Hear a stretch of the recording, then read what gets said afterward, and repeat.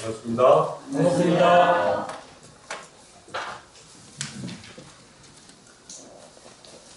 성경 돋보기 사도행전 계속해서 말씀을 드리겠습니다. 오늘 본문의 말씀은 사도행전 2장 43절에서 47절까지의 말씀을 읽겠습니다. 사도행전 2장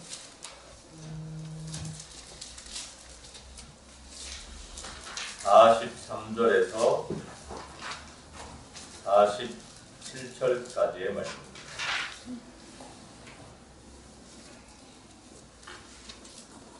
제가 낭독하겠습니다.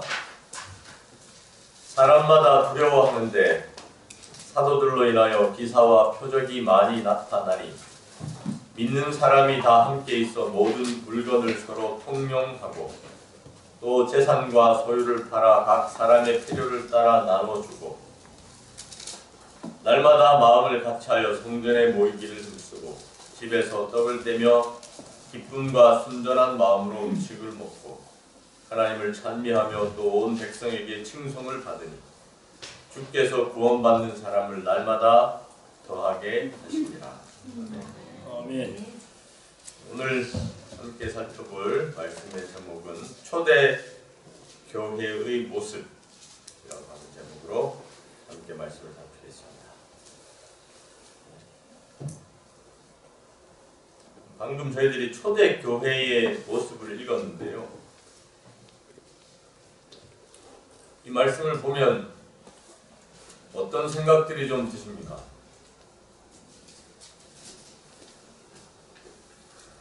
유독 마음에 와닿는 말씀이 있습니까? 부담으로.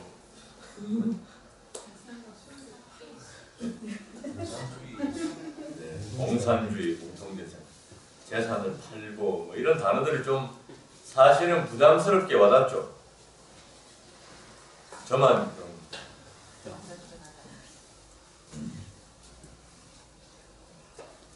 이게 교회의 모습이고 우리가 궁극적으로 바라보는 모습이다 이렇게 이제 결론을 내서 얘기하면 상당히 부담스러워요.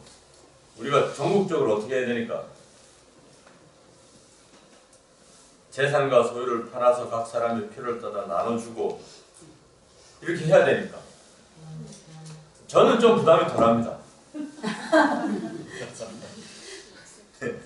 저는 재산과 소유가 얼마 안 돼가지고 뭐 부담이 덜한데 이게 많으면 많을수록 점점 초대교회 모습에 가까워지는 것이 부담스러워. 그렇지 않습니까? 1,000원짜리를 헌금 내는 거는 별로 어렵지 않아요. 그건 사랑해도 할 수 있어. 1,000원 헌금 내는 건 사랑이도 할 수 있어. 근데 사랑이가 제일 100만 원을 헌금하는 건 사랑에게 좀 어려울 수 있습니다. 모으는 거는 모을 수 있지만 그걸 헌금을 다 내기는 쉽지 않아요. 그래서 이게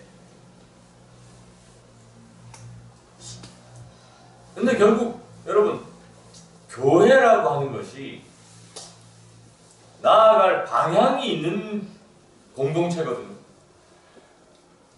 근데 우리가 교회의 방향성을 제시하고 방향을 설정할 때에 사도행전 2장 43절에서 47절의 말씀을 많이 인용하고 이것이 우리 어떤 방향에 대해서 이야기하는 것들인데 오늘 이 문제를 좀 해결하려고 합니다. 그래서 이 문제가 해결되지 않으면 한 발짝도 더 예루살렘 밖으로 나갈 수가 없거든요. 이게 해결이 돼야 예루살렘과 그 다음에 온 유대와 사마리아와 땅끝까지 가는데 우리는 지금 다 대부분 어디에 발목을 잡혔냐면 예루살렘에 발목이 딱 잡힌 거예요. 왜? 아직 뭘 못 팔았으니까. 재산과 소유를 못 팔았거든요. 이게 팔려야 그 다음에 사마리아로 갈 텐데 이 문제를 어떻게 우리가 정리하느냐에 따라서 복음의 확산이 일어나고 안 일어나고 중요한 당락을 결정짓는 일이기 때문에 우리가 우리가 이 성경을 잘 살필 필요가 있습니다. 자, 초대교회 모습에서 제일 처음 등장했던 단어가 모든 물건을 서로 통용한다. 모든 물건을 서로 통용한다.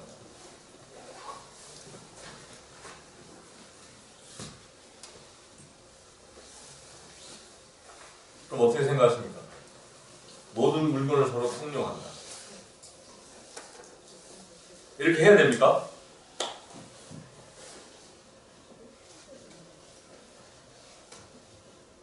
신앙 공동체는 전국적으로 우리가 꿈꾸는 것이 모든 물건을 서로 통용하는 이런 신앙 공동체여야 하겠죠? 대답을 잘 하셔야 될 것 같으니까 다들 대답을 아끼시는 거예요. 모든 물건을 서로 통용한다. 그때 시절에는 소규모였지 싶어요. 아, 소규모였다. 그렇다고 그 예수님 돌아가시고 나서 네. 성령을 받아서 네. 모이는 사람들이 네. 정말 그때는 열정이 있었던 것 같아요. 그럼 지금은 많이 식어진 것 같아요.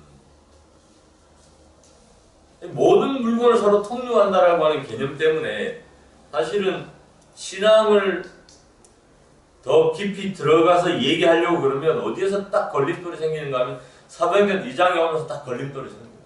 그래서 신앙을 너무 깊이 얘기하지 마라. 뭐 이런 부담감이 좀 있는 거죠. 요즘에 모든 물건을 서로 통용 이렇게 하니까 삶이 쉽다. 아, 삶이 집단 같다. 여기도 이때도 그랬거든요. 사실 이때도 뭐 이때라고 야 그거 너무 좋겠다 이렇게 하는 이런 시선은 없었어요. 이때도 사도행전 2장 때도 사람들이 야 정말 이상적이고 우리가 속했으면 좋은 그런 집단으로 바라본 시각은 없었죠. 사도행전 2장 시절에도. 마음 말씀하십니다. 근데 실제로 재산을 팔았거든요. 그 마음이 그래서 네. 좀 우리가 이 문제, 야, 이 초대교회 이 성령의 역사와 함께 이루어졌던 이 놀라운 사건을 보면서 우리가 결국은 마지막 때에 이런 신앙의 깊이를 다룰 때 이 부분에 대한 이해와 해결이 없이는 뭔가 신앙의 전진이 없을 것 같고 그래서 심지어 어떤 시각도 있었냐면 우리 교단 안에는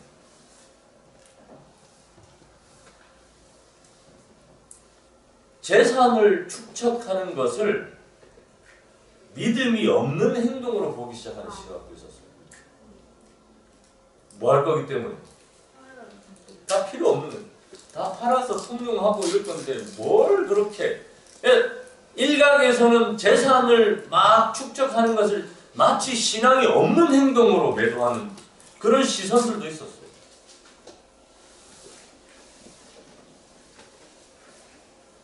모든 물건을 서로 통용한다. 사회주의 제도의 설립인가? 네, 이런 화두가 사도행전 2장을 펴면서 우리에게 던져지는 거죠.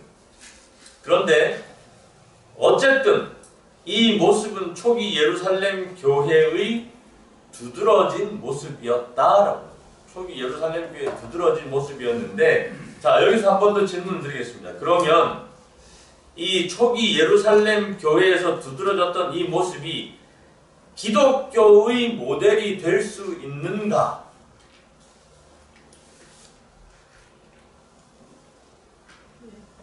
네? 네. 다른 분들은 어떻게 생각하십니까? 이것이 기독교의 모델이 될 수 있는가? 없다고 생각해요. 네? 없다고 생각해요. 없다. 예. 어떤 측면에서 없다고? 사람에게는 자유의지를 주셨기 때문에 예. 이 욕심이라는 본능이 네. 욕구라는 게 있잖아요. 예. 그렇기 때문에 그런 물건을 통용하는 것을 그게 모델로 삼을 수가 없다. 아. 네.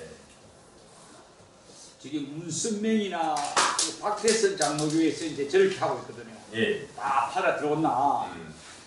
근데 그 참 저건 위험한. 예.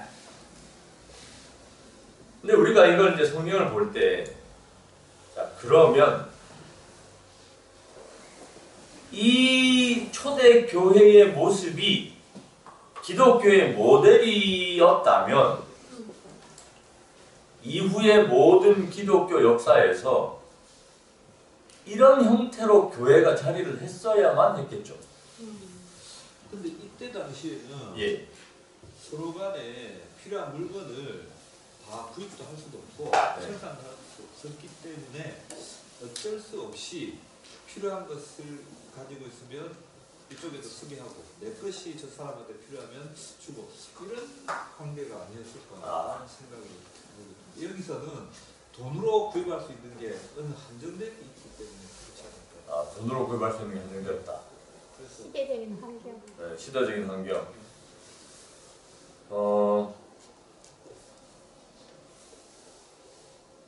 여하튼 우리가 많은 이론을 갖다 붙이지만 팩트는 뭐냐면 재산과 소유를 팔았다라고 하는 거예요. 이게 팩트. 그들도 어떤 형태의 그 사회적인 구도와 뭐 문화를 가졌을지는 우리가 명확하게 이해할 수는 없지만 적어도 사유 재산은 있었고 그 사유 재산을 팔았다라고 하는 것은 팩트입니다. 그러면 그 팔아서 어떻게 했는가? 그 판 걸 가지고 통용했다라고 하는 거죠. 근데 제가 하고 싶은 얘기는 그것이 기독교의 모델이고 만약에 이것이 어떤 기본적인 틀이었다면 이후에 생겨나는 모든 신약의 교회들에서도 이러한 형태들이 교회가 세워졌어야만 하는데도 불구하고 이 사건은 어디에 국한되어 있는 사건이었는가 하면 예루살렘에 국한된 사건입니다. 교회가 예루살렘에만 세워진 건 아니었죠. 이방인에게 전도돼서 아시아 7교회 세워지고 막 복음이 확산되는 과정 속에서 보면 물건을 통용하는 정서와 문화는 예루살렘 교회만 있었지 다른 교회는 없었고 그리고 이것이 모델이었다면 오늘 대칠 안식 예수님 교회 전 세계에 흩어져 있는 뭐 190여 개의 이 기독교가 재림교회가 들어가 있는 나라들에서 왜 단 한 나라도 이러한 형태를 띠는 우리 교단의 모습은 없는가? 라고 하는 질문입니다. 우리는 막 이렇게 살지만 저기 스위스 어디에 가면 우리 재림교인들이 막 재산을 다 팔아가지고 물건을 서로 통용하는 나라가 있다. 이런 예가 없잖아요. 이게 성서적이고 기독교의 모델이고 하면 따라가야 되는데 이런 생각을 또 한번 던져보고 그래서 우리가 이 장면을 어떻게 이해할 수 있는가? 이 장면을 어떻게 이해하고 해석하고 받아들여야 되는가? 이걸 잘 받아들이지 않으면 약간의 문제가 생기고 그렇다고 이걸 빼고 이야기하기에는 교회가 교회답지 못한 것 같고 이것은 우리가 어떤 맥락에서 이해해야 되는가 하면 요한복음 17장 또 예수님이 살아계시는 동안에 제자들에게 뭘 강조하셨는가 하면 새 계명을 너희에게 주노니 서로 사랑하라. 그리고 예수님이 요한복음 17장에서도 아버지여 아버지께서 내 안에 내가 아버지 안에 있는 것 같이 그들도 다 하나가 되어 우리 안에 있게 하사 세상으로 아버지께서 나를 보내신 것을 믿게 하옵소서. 그래서 예수님께서 바라셨던 사랑의 성취의 모습을 사도행전 2장에서 그리거든요. 이거는 그래서 성령에 의한 공동체. 여러분 사실은 일반적인 공동체의 삶은 지구 역사에서 몇 번 있었습니다. 우리나라에서도 있었습니까? 기억나십니까? 우리나라에? 그 가나안 농군학교라고 옛날에 이 가나안 농군학교가 세워지게 된 모체가 있습니다. 그게 이분이 어디에서 경험하고 어디에서 보고 그랬냐면 유대인 키부츠 공동체 거기에 가면 또 이런 공동체 생활을 하는 곳이 있습니다. 세계 곳곳에 공동체를 이루고 사는 집단들이 들어있는데 그런 일반적인 공동체의 삶과 초대교회의 공동체의 삶은 비슷한 것 같지만 전혀 다른 공동체. 이 사도행전 2장의 공동체는 성령에 의한 공동체이기 때문에 사랑이라는 원리가 그 공동체 속에 이제 딱 작용합니다. 그러니까 여러분 오늘 우리가 교회의 참된 모습을 사도행전 2장에서 찾으려면 오늘 우리가 이걸 어떻게 적용해야 되는가? 교회는 반드시 사랑의 원리가 지배돼요. 이게 재산을 판다라고 하는 것은 모든 시대를 초월해서 재산을 팔아야만 사랑으로 증명된다. 이 논리를 성립할 수는 없어요. 그런데 오늘날 사랑이라고 하는 것이 다른 양태로 얼마든지 드러날 수 있습니다. 오늘날에는 교회가 그러니까 아까 집사님께서 말씀하신 대로 재산을 다 팔았어요. 재산을 다 팔아가지고 오늘부터 막 니꺼 내꺼 없이 다 여기서 쓰기로 했다고 칩시다. 그러면 얼마나 사람이 예민해지는 줄 아십니까? 제가 물도 마음대로 못 먹어요. 아까 한 잔 드셨잖아요. 이게 다 돈으로 환산된다고 생각해 보세요. 그럼 제가 저는 물을 좀 많이 먹습니다. 지가 애라고 막 먹기 있습니까? 엄청 예민해질 거예요, 분명히. 안식을 하면 밥요? 야, 이거 식사 당번 아무나 못합니다. 살발해가지고. 밥 뜨는 양도 막. 왜 김경미 지사님 걸 많이 떠주고 나는 조금 떠줍니까? 이게 사랑이라고 하는 원리가 없는 그냥 공동체가 생활하면 극도로 사람의 이기심만 발동되지 이게 사랑이 있을 수가 없어요. 근데 이 초대교회는 어떻게 이게 가능했냐면 아무도 이렇게 하자고 제안하지 않았어요. 다 스스로 자발적으로 사랑의 동기가 생각을 해보세요. 초대교회였어요. 초대교회고 이제 교회가 세워지기 막 시작하고 사람들이 회심하고 들어오다 보니까 여러 가지로 많은 문제점이 생겼는데 그 중에 가장 큰 문제점이 재정이라고 하는 문제였어요. 그러니까 재정이라고 하는 문제가 생기니까 사람들이 이 성령 충만함을 입은 사람들이 그 다음에 무슨 생각을 하게 되는 거예요? 아, 교회가 재정적으로 어려우니까 내가 헌금을 드려야겠다.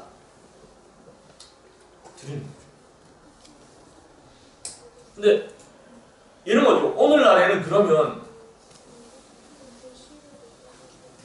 제가 참 초등학교에 교목으로 있으면서 4년을 제가 있었는데 단 한 번도 풀리지 않는 미스테리가 있습니다. 그게 뭐냐면 모든 아이들은 저렇게 지나갈 때 제가 야! 경태 쓰레기 좀 줘! 그러면 100이면 됐다. 제가 안 버렸는데요. 영원히 풀리지 않는 미스테리입니다. 제가 그리고 안 주세요. 내가 안 버렸는데 왜 내가 안 버렸는데 그렇죠? 교회라고 하는 공동체가 사랑이 없으면 이렇게 된다. 사랑이 없으면 죄송합니다. 이게 아름다운 우리 덕정교회를 바로 세우기 위해서 제가 우리 교회에서 일어나는 몇 가지 예를 한번 들어보겠습니다. 물을 이렇게 우리가 이렇게 주잖아요. 감사한 일이죠. 누군가는 일찍 와서 물을 끓여야 되고 감사한 일인데 잘 받아 먹었어요. 그리고 좀 지나고 보면 이 컵들이 이렇게 놓여 있습니다. 누가 치우는 거예요? 청소하는 두 분 집사님이 치우는 거예요. 맞습니까? 본인들도 많이 이렇게 생각하기 시작하면 교회는 위태로워져요. 그러려면 청소하는 집사님 그런 거 아닙니까? 이렇게 되면 교회가 힘이 없어져요. 그렇죠? 교회는 사랑이라고 하는 원리가 지배적인 공동체로. 그러면 누구든지 제가 꿈꾸는 이상적인 교회는 더 이상 여름 겨울에 제가 교회를 점검하러 오지 않아도 되는 교회.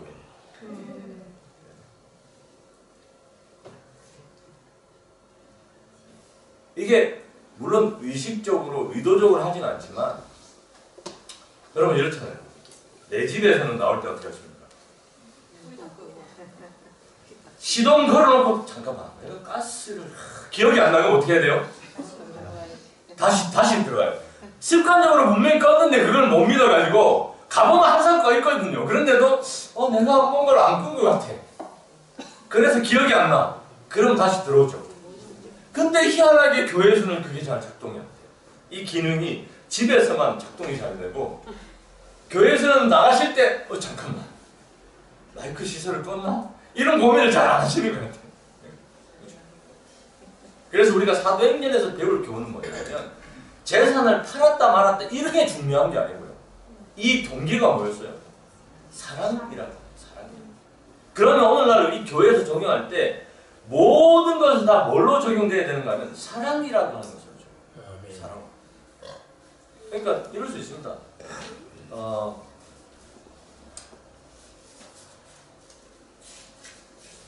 내가 교회에서 하는 모든 행동들이 계산적이지 않은 그런 교회.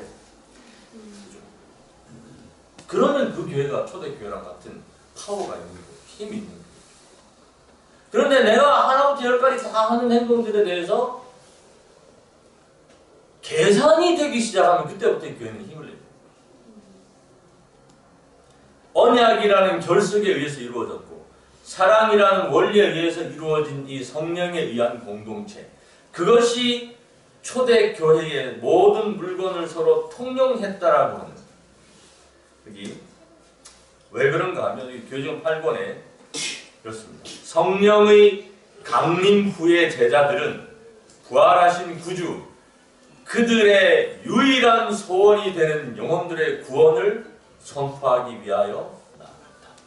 이 공동체는 당첨되셨습니다. 이 공동체는 모든 구성원들의 유일한 소원이 뭐였는가 하면 영혼 구원이었어요. 그래서 영혼 구원을 위해서 재산을 팔았고 영혼 구원을 위해서 자기들의 소유를 갖다 바쳤고 한 동기가 똑같았기 때문에 가능한 일이었죠. 그래서 오늘 우리도 그런 맥락에서 이해한다면 오늘 우리는 이 교회를 들어오는 모든 사람들에게 동일한 바램과 목적이 있는 교회. 제가 큰 교회 가보니까 힘이 없는 교회들은 이런 게 있습니다. 제가 몇 분들에게 그런 피드백을 받았는데 큰 교회를 안 나가는 이유가 있어요. 큰 교회가 다 그렇다는 얘기는 아닙니다. 저희 동영상 지키고 있으니까 말을 조심해야 됩니다. 큰 교회가 다 그렇다는 얘기는 아닙니다. 큰 교회 가면 이렇게 새로운 사람이 오면 그 옆에 가서 말 씹히는 사람이 별로 없어요. 왜냐하면 저 사람이 새로 왔는지 안 왔는지 정말 관심 있게 안 보면 잘 모르거든요. 그래서 그냥 와서 자기 자리에 다 앉지. 새로운 사람이 왔을 때 그 옆에 가서 뭐 어디서 오셨습니까? 어떻게 오셨습니까? 이거는 어떻게 생각하면 안내 집사들이 하는 거야 이렇게 정리가 되어 있어요. 그런데 우리의 유일한 소원이 되는 영혼들의 구원이라고 하는 공동 관심사가 있는 교회는 어떻게 해요? 피곤할 정도로 가가지고 잘하셨습니다. 어디서 이렇게 좋은 분이 오셨습니까? 이 사람도 얘기하고 이 사람도 얘기하고. 근데 여러분 진심은요 상대방이 알아요. 제가 동안지 집사님한테 가가지고 집사님 식사하셨습니까? 이렇게 인사할 때 이게 진심인지 아닌지 집사님이 아신다니까요. 별로 제가 진심이 안 느껴지죠. 이게 저 사람이 내가 밥을 안 먹었다 그러면 사줄 의향이 있어서 물어보는 건지 그냥 물어보는 건지 이걸 본인은 알아요. 그러니까 우리 교회에 들어오는 사람들이 이 공동체가 사랑이라는 원리가 지배되는 공동체인지 아닌지는 가장 잘 아는 사람은 외부인이에요. 외부인. 딱 와서 보면 알아요. 이 교회는 틀렸다. 뭐 교리적인 이런 거 다 떠나서 딱 들어와 보고 그들이 판단해요. 이 교회는 틀렸다. 그러니까 우리가 정말 이 초대교회 왜 물건을 서로 통용할 만큼 그런 뜨거움이 있었는가? 그것이 그들의 공동적으로 그들은 유일한 소원이 영혼들의 구원이라고 하는 이 공통 분모가 있었기 때문에 가능합니다. 두 번째. 그래서 이거 적용을 좀 하자면 하나됨이란 교회론적으로 이 하나됨을 좀 재조명해 본다면 하나됨이란 삶의 목적이 같은 거예요. 이 덕천교회 많은 사람들이 교회를 다니고 있지만 이 많은 분들의 삶의 목적이 같아지는 것이 하나된 거죠. 그 목적이 뭐예요? 선교라고. 선교. 그 다음에 삶의 동기가 같은 것이죠.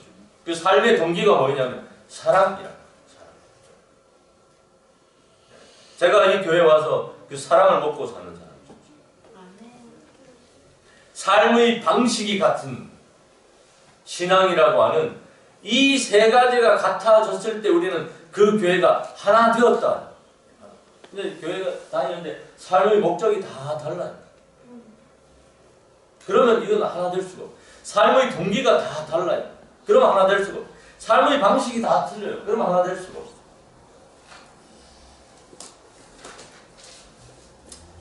그래서 요 초대 교회에 서로 물건을 통용했다라고 하는 그 정신에 대해서 교지은 8권이 이렇게 잘 정리해놨습니다. 그들은 성도들과 더불어 교제하는 기쁨을 함께 나누었다. 그들의 최고의 기쁨은 뭐였는가 하면 성도들과 더불어 교제하는 거였어요. 이 초대교회 사람들은 그래서 이것이 제일 기쁘고 즐거웠기 때문에 성경이 뭐라고 했냐면 날마다 섬기는 거예요. 날마다. 왜? 이게 제일 기쁘고 좋거든. 그래서 그들은 그렇기 때문에 그 모였을 때 부드럽고 사려 깊었으며 자기를 부인하였고 진리를 위하여 어떤 희생도 불사하였다. 매일의 상호 교제에서 그들은 그리스도께서 그들에게 나타내도록 명하신 사랑을 나타냈다.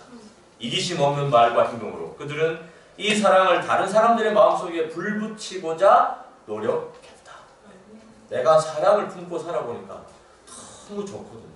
그래서 이 사랑을 좀 옆에 사람한테 불붙이고자 노력했어요. 그것이 초대교회의 모습이었어요. 저번에 제가 한번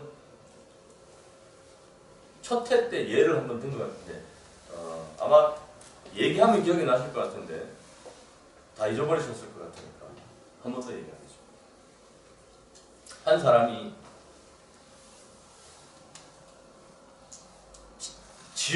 꿈에 지옥을 가봤대요. 뭐 꿈인지 뭔지 이야기니까 이야기. 지옥을 가보니까 깜짝 놀랐어요. 왜냐하면 지옥에 갔는데 점심시간에 갔거든요. 여기 점심시간에 갔는데 그냥 부패가 그냥 끝도 없는 상에 그냥 잘 차려져 있길래 아니 지옥이 왜 이렇게 잘 먹어? 근데 이제 식사시간 됐어요. 사람들이 다 앉았는데 또 깜짝 놀랐어요. 전부 다 피골이 상접해가지고 그냥 뼈에 가죽만. 아니 이렇게 잘 먹는 사람들이 왜 모양이야? 봤더니 이유가 있어요. 그 지옥엔 숟가락이 다 1m짜리거든요. 그래가지고 밥을 퍼가지고 이걸 먹으려면 더 걸리는 거예요. 차려진 건 많은데 아무리 잘 먹으려도 숟가락이 1m짜리니까 이게 먹을 수. 그래서 이제 시간 딱 끝나면 다 치우거든요. 그리고 천국을 가봤다는 거예요. 천국에 갔더니 또 놀랬대요. 지옥이랑 똑같은 밥상이 끝도 없이 쫙 차려져 있어요. 근데 역시 저 숟가락도 1m짜리. 근데 천국 사람들은 살이 포동포동 찌고 윤기가 차를 밥 먹는 거 자세히 봤더니 퍼서 네. 이게 천국과 지옥의 차이라고. 지옥은 지밖에 몰라요. 막 어떻게든 한 숟가락 떠먹고 오겠다고 그냥 이러다가 피골이 상대. 천국은 떠가지고 네. 주고 자기도 받아 먹고. 이게 뭐예요? 사랑이라고 하는 동기가 있는 사람들은 천국 시민이에요. 사랑이라고 하는 동기가 있는 사람들. 그래서 초대교회는 그 사랑을 다른 사람들의 마음속에 불붙이고자 노력했다. 왜냐하면 그렇게 살아보니까 너무 좋거든요. 그래서 물건을 서로 통용할 수 있었어요. 그러니까 이게 우리가 잘못 보면 뭐 사회주의의 실현이나 뭐 공동체 생활을 하고 막 이게 신앙의 참여 뭐 이렇게 이해할 수 있는데 이것은 의도되거나 어떤 교회의 조직력을 동원해가지고 만든 제도가 아니고 시스템이 아니고 자발적인 희생과 헌신으로 사랑을 품은 사람들이 자발적으로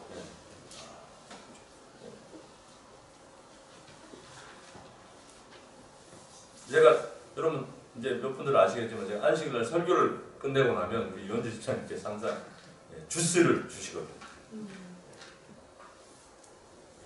제가 설교했다고 뭐 이렇게 유집사님에게 특별히 뭐 이렇게 혜택하는, 근데 이게 동기가 뭐예요? 제가 그런다고 아유 집사님 제가 그러면 죄송하니까 월말로 뭐 결제를 할까 이런 거 일절 없잖아요. 예. 염치불구하고 제가 맛있게 받아 먹는데, 교회의 동기가 사랑이라고 하는 것이 그렇게 신앙 공동체 안에 다 녹아져 있을 때, 그러니까 이게 얼마나 그 사랑이 불붙으면, 그죠? 불붙으면, 그러니까 제가 그런 거예요. 막 눈이 아프니까 여러분들이 기도해 주시고, 눈 다쳤을 때 제가 그래서 눈에 좋은 게 그렇게 많은 줄 잘 몰랐습니다. 네. 눈을 다쳐본 다음에 이분이 눈에 좋다고 뭘 가져다 주시고, 이분이 눈에 좋다고 뭘 가져다 주시고, 그래가지고 다 이렇게, 그러니까 이게 사랑의 마음들에 제가 불이 붙으니까요. 그 다음에 어떻게 하냐 하면, 제가 목회하면서 이렇게 열심히 설교 준비를 해본 적이 없어요. 사랑의 마음을 받아가지고 내가 갚을 수 있는 길은 뭐밖에 없어요? 설교를 더 열심히 준비한, 주스를 먹을 때마다 다음 주 설교를 더 열심히, 이 방법밖에 없어요. 네. 그러니까 이게 사랑이 불이 옮겨 붙더라고요. 그러니까 우리가 이 교회가 그런 사랑을 옮겨 붙고 하면, 이 교회는 사실 뭐가 필요 없는가 하면 이렇게 하자 저렇게 하자 할 필요가 없어지는 교회예요. 사랑의 동기가 다 그 마음속에 불타오르면 그냥 자연스럽게 초대교회처럼 이런 모습들이 나올 수 있다라고 합니다. 그래서 그렇게 물건을 통용했다라고 하는 이야기 속에서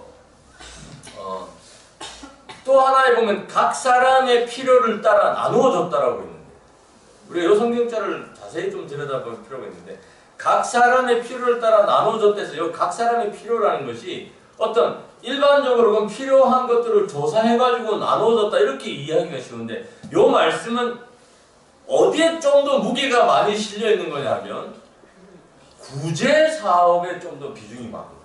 구제 활동.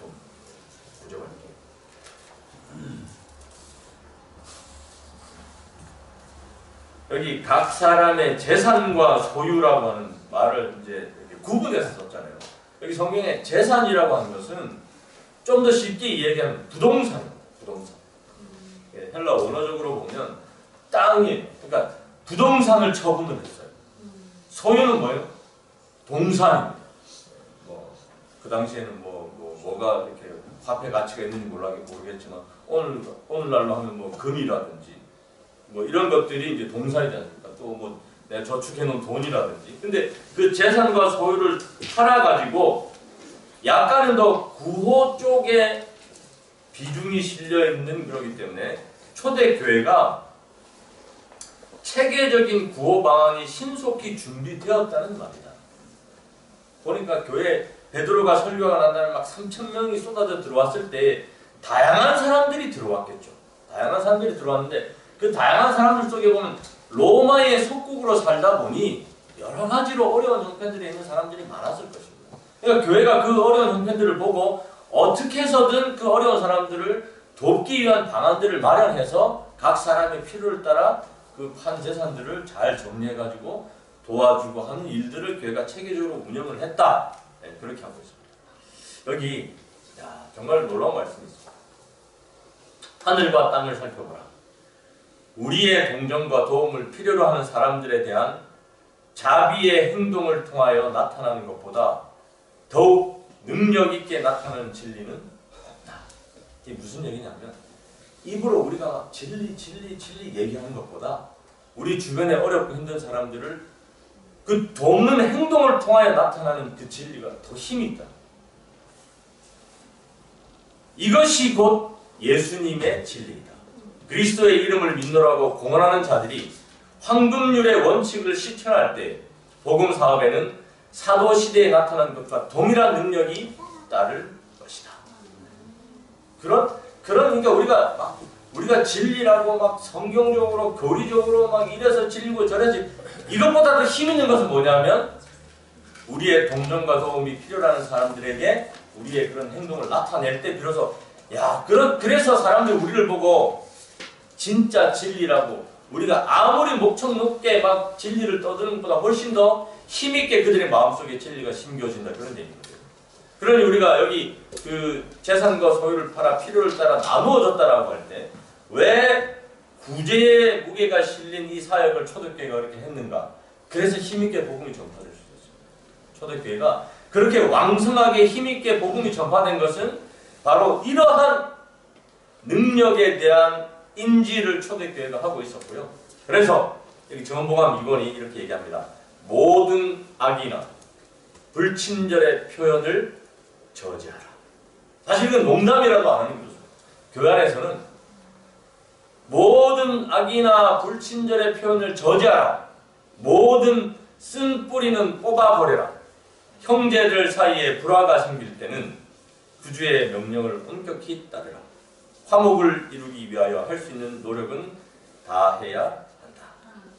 그래서 왜 이런 얘기를 하셨는가 하면 초대교회 모습을 봤더니 초대교회 모습은 어떤 이론이나 교리적인 부분이 강조되어 있는 공동체가 신앙 공동체가 아니었고 그리스도인 삶이 강조되어 있습니다. 여기 보세요. 그들이 모여서 성경을 공부하여 신학도가 300이나 나왔다 이런 얘기가 없잖아요. 그리스도인 삶을 얘기하고 있어요. 함께 마음을 같이하여서 오이기를 힘쓰고 물건을 서로 통용하고 재산과 소유를 팔아서 필요에 따라 나누어주고 그리스도인 삶이 강조되는 신앙 공동체. 그래서 오늘 내 삶에서 우리 교회에서 우리가 더 강조해야 될 부분은 뭐냐면 그리스도인 삶이라고. 그리스도인 삶이라고. 오늘 우리가 저 바깥에 있는 수많은 사람들을 향해서 우리가 더 강조해야 될 것은 우리 교회의 어떤 교리적인 진리보다도 우선되는 것은 뭐냐면 내가 가지고 있는 그리스도의 삶이죠. 그들에게 다가갈 수 있는 최고의 무기는 사랑의 삶이라고 하는 그 얘기를 초대교회가 우리에게 하고 있다는 거예요. 세 번째, 마음을 같이하여. 마음을 같이 해서 나머지가 뭐 많은 것 같지만 마음을 같이 해서 이 뒤에 일어나는 사건들이 하나씩 연계되어서 일어납니다. 마음을 같이하여 뭐였는가 하면 성전에 모이기를 힘썼어요. 마음을 같이하여서 집에서 떡을 뗐어요. 여기 집에서 떡을 뗀다 여러분 어떻게 이해하고 계십니까?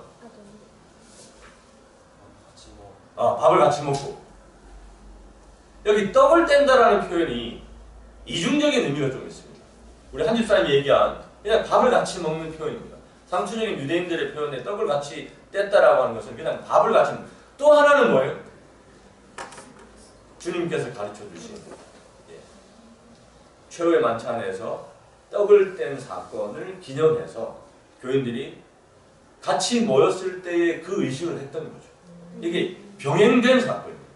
떡을 뗀다 할 때 예수님께서 가르쳐 주신 그 떡을 떼는 사건과 이것을 행하여 나를 기념하라 하셨던 그 명령을 쫓아서 그러니까 집에서 모였을 때에 이들이 단순히 떡만 뗀 게 아니고 그런 신앙적인 모임을 끊임없이 가졌다라고. 그래서 오늘 우리가 이 교회가 힘이 있기 위해서는 성전에 모이기를 힘쓰고 참 감사한 일입니다. 놀라운 일이죠. 저는 우리 독천교회에 성령이 임했다고 생각합니다. 성전에 모이기를 힘쓰는 것은 성령의 능력이 아니면 안 되는 거거든요. 김태원 목사님께서 우리 장로님 두 분이 그때 은퇴예배에 참여하고 난 다음에 저녁에 이렇게 전화를 하셨어요. 감사하다고. 어떻게 이 독천교회 덕분에 내 면이 살았다. 목사님 도대체 그 교회에서 목회를 어떻게 하셨길래 이렇게 세월이 지났는데 그 교회가 잊지 않고 감사패를 만들어 와가지고 주느냐. 근데 이런 얘기 저런 얘기 그 감사의 마음을 교인들에게 잘 이렇게 전해달라고 얘기하시면서 저희 교회에 그 얘기를 들으셨나요? 화요일 예배 얘기를 들으셨나요? 근데 제가 동울산 교회에 있을 때 김태원 목사님 울산중앙교회에 계셨거든요. 동울산 교회에 있을 때 제가 또 이 화요 예배 저는 교회 가는 곳마다 화요 예배 제 주특기로 이제 삼기 위해서는 거기서도 이제 화요일에 하니까 우리 김태원 목사님이 어떻게 한 거냐고. 그때는 제가 약간의 스킬을 좀 썼습니다. 그래서 그 노하우를 목사님에게 제가 이렇게 했습니다. 전수해 드리고 목사님이 그걸 받아서 하셔가지고 울산 중앙교회에서도 상당히 효과를 좀 보셨어요. 그때 막 재림신문에서 저희에 막 취재하고 그랬었거든요. 근데 이제 독점교회 얘기를 듣고 대구 중앙교회에서도 목사님이 제가 동월산에서 전수해드린 방법으로 똑같이 해본데 여기서는 근데 안 돼! 그거 쉽지 않은데 그거 안 되던데 안 되죠. 안 되는데 덕천교회는 성령이 내려가요. 성령이 이게 초대교회 성령이 임했을 때 두드러진 특징이 마음을 같이하여 성전에 모이기를 힘쓰는 거예요. 그럼 오늘로서 12주 연속 30명 이상 출석합니다. 아멘. 올해는 제가 봤을 때 요대로 쭉 갈 것 같습니다. 12주 정도 됐다는 것은 석 달이지 않습니까? 석 달을 우리가 계속 마음을 갖춰야 모이기를 힘쓰고 이를 위해서 쉽지 않다는 걸 제가 잘 알고 있습니다. 이게 참 쉽지 않아요. 바쁜 일 하시다가 여기 또 범어사에서 오시는 분들 계시잖아요. 범어사에서 여기까지 우리 성바다 목사님이 사기하고 난다니 깜짝 놀라셨어요. 무슨 범어사면 기장에서 오는 거랑 거의 비슷한데 마음을 같이하여 성전에 모이기를 힘쓰는 그 교회에 위대한 역사가 일어나더라. 그래서 오늘 저희들이 이 교회에서 마음을 같이하여 성전에 모이기를 힘쓰고 난 다음에 어떤 일이 일어나는지 우리가 좀 지켜봐야 돼요. 여러분 놀라운 사실은 지난 안식일 날 몇 명 출석했는지 아십니까? 72명이 출석했어요. 제가 이 덕천에 부임하고 난 다음에 안식일 출석생으로 제일 많이 오셨어요.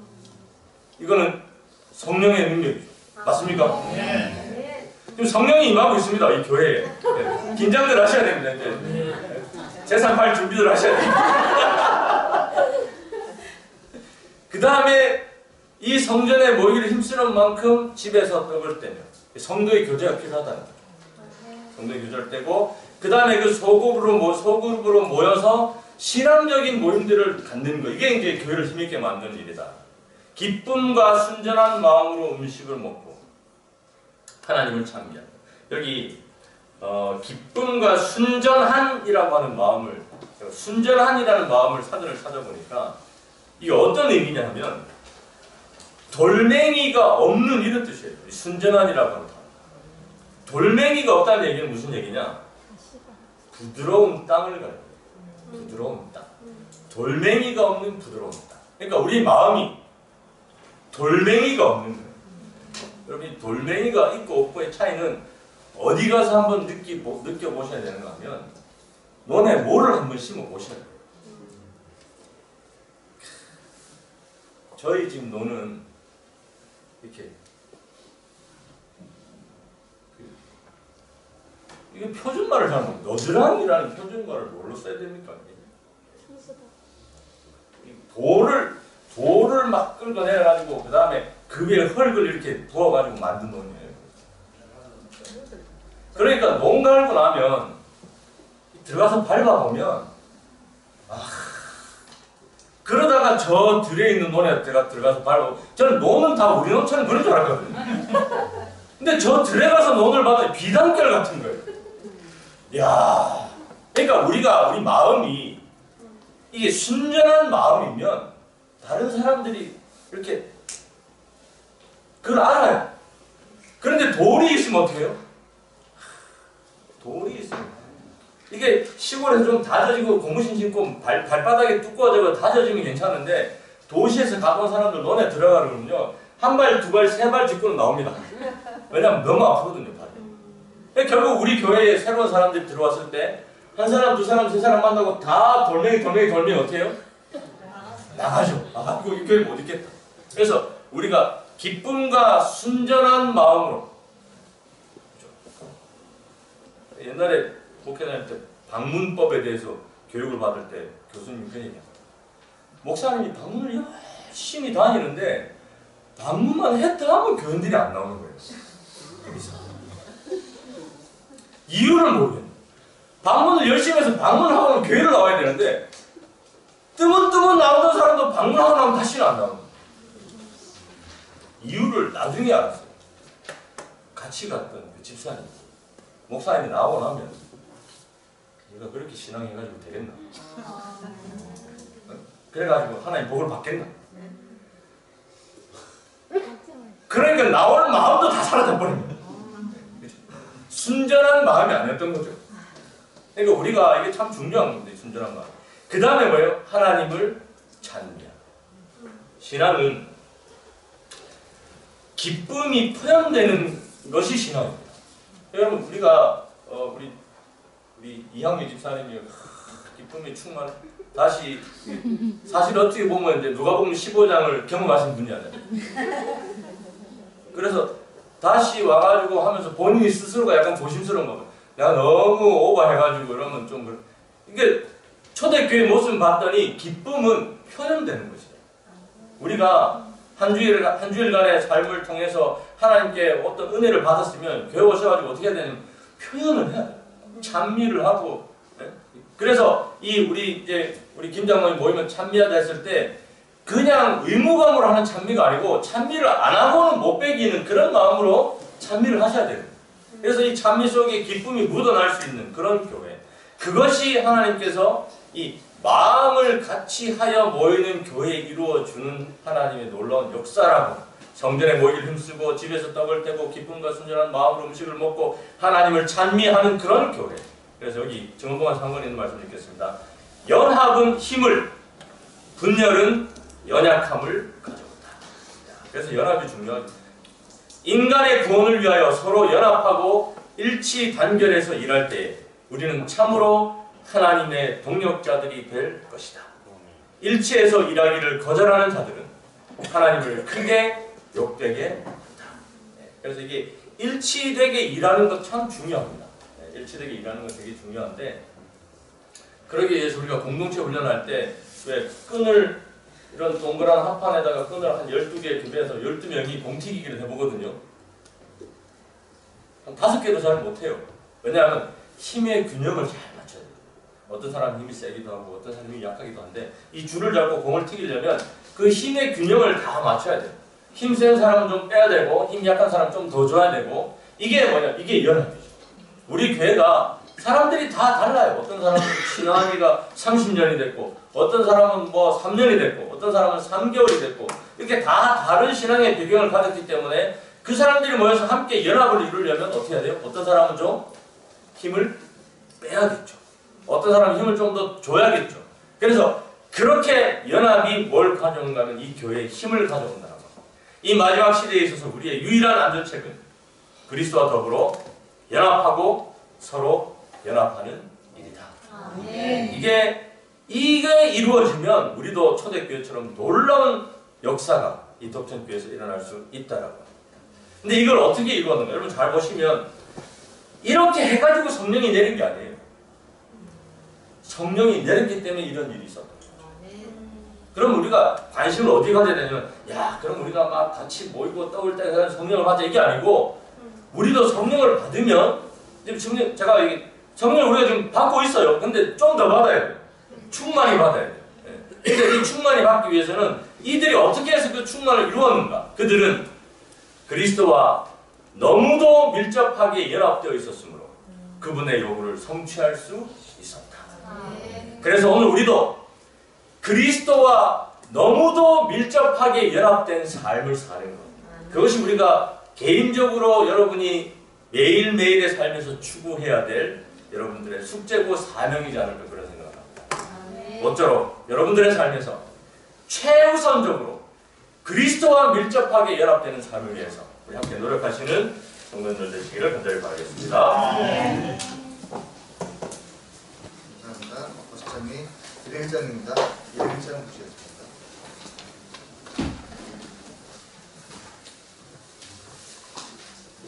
200일장.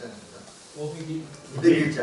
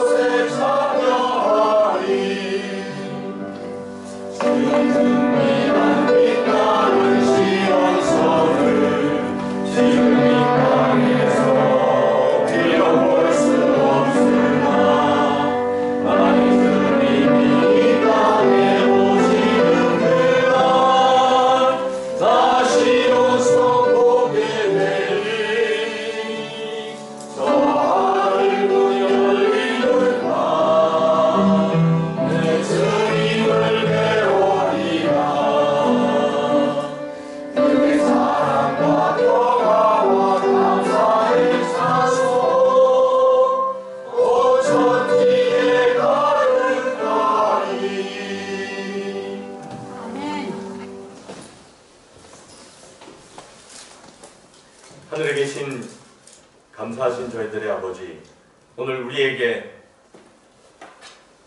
성령 충만한 삶을 살 수 있도록 길을 열어주시고 은혜를 허락하심에 감사합니다. 또 감사 없는 것은 우리 덕천교회를 사랑하셔서 그 성령의 충만함을 부어주시고 오늘 우리 온 성도들이 마음을 같이하여 성전에 모이기를 힘쓰는 아름다운 또 결과를 허락해 주셔서 감사합니다.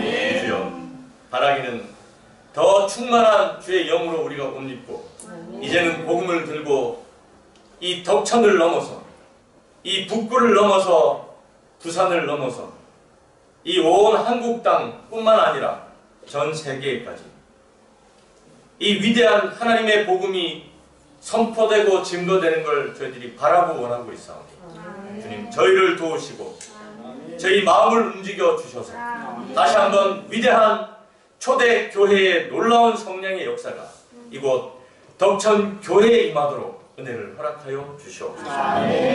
우리 한 사람 한 사람을 주님 기억하셔서 그들이 무릎 꿇는 그 곳마다에 놀라운 역사를 허락하여 주시고 그들의 모든 드리는 기도에 귀 기울여 주시고 응답하여 주셔서 아버지, 아무것도 부족함이 없는 참으로 하늘의 복이 충만한 복되고 아름다운 교회 되게 도와주시옵소서. 저녁 또 아버지의 전을 찾은 모든 발걸음들을 기억하시고 복주시고 또 돌아가는 길을 주의 강한 천사로 지켜 보호하여 주시옵기를 예수님 이름으로 기도드리옵나이다.